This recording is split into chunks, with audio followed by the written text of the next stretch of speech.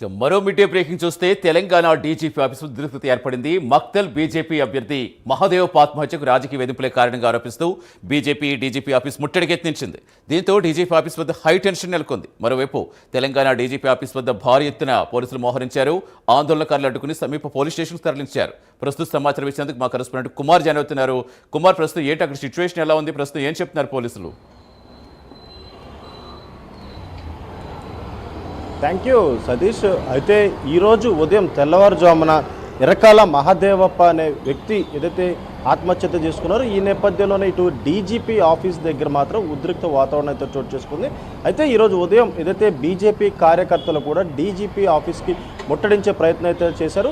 ఈ నేపథ్యంలో దానికి నిరసనగా ఈరోజు ఉదయం నుంచి కూడా ఇటు బీజేపీ ఆఫీస్ దగ్గర అలాగే డీజీపీ ఆఫీస్ దగ్గర కూడా ప్రతిష్ట బందోబస్తు అయితే ఏర్పాటు చేశారు. ముఖ్యంగా ఎన్నికల సమయంలో అంటే రేపొద్దున ఎన్నికలు జరుగుతున్న నేపథ్యంలో ఈరోజు అభ్యర్థి ఏదైతే ఆత్మహత్య చేసుకోవడంతో కూడా ప్రస్తుతం అక్కడ ఉద్రిక్త పరిస్థితులు నెలకొన్నాయని చెప్పొచ్చు. అయితే ముఖ్యంగా కొద్దిసేపటి క్రితం ఇటు డీజీపీ కూడా మీడియా పరంగా ఏదైతే ఇటు ఎలక్షన్కి సంబంధించి ఒక మీడియా సమావేశం అయితే ఏర్పాటు చేశారు. ఈ నేపథ్యంలోనే ఇటు బీజేపీకి సంబంధించిన కార్యకర్తలందరికీ కూడా నిరసన పిలుపునిచ్చారు.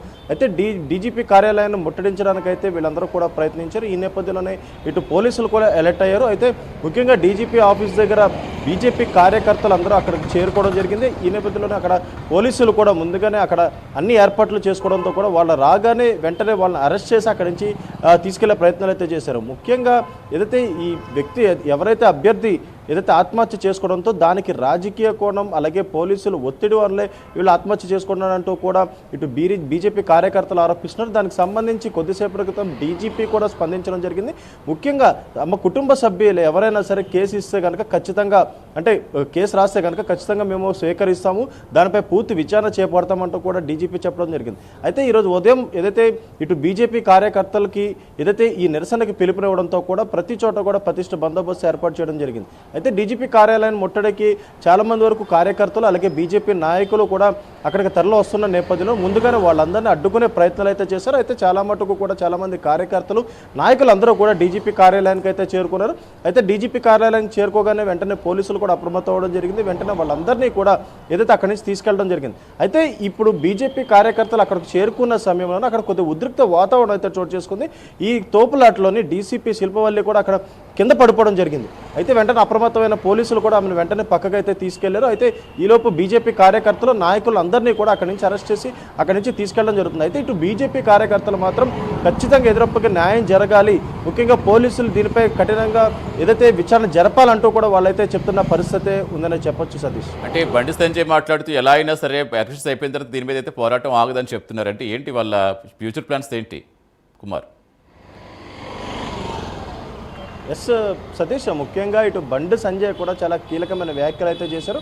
ముఖ్యంగా ఎన్నికల తర్వాత కూడా వాళ్ళ పోరాటం ఖచ్చితంగా కొనసాగిస్తామని చెప్తున్నారు. తీవ్ర ఒత్తిడి వల్లే ఎదురప్ప చనిపోయాడు, కావాలనే తను ఆత్మహత్య చేసుకునేలాగా ఉచ్చుకొలిపారంటూ కూడా ఇటు బీజేపీ నాయకులు చెప్తున్న పరిస్థితి ఉంది.